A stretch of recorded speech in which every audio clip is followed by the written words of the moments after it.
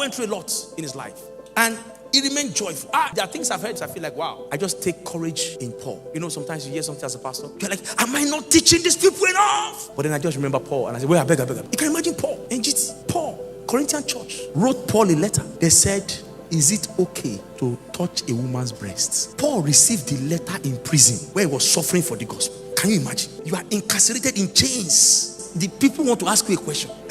What? You want to touch a woman's breast? You wrote it to me in prison? Paul couldn't answer that question early. You know, he knew that things had gone bad. I mean, he had to speak in Corinthians chapter 1, chapter 2, chapter 3, chapter 4, chapter 6. He says, know ye not that your bodies are the temple of the Lord? He now answered in chapter 7. I asked, touching that question that you people asked. In chapter 7, imagine me now here that Paul is in central area. Then I say, Bro Philip, do you have any question for Paul? Paul, the apostle. And I say, Paul, I have been thinking, do you think it's okay to touch a woman's breast? You know, it shows the brevity of their mind.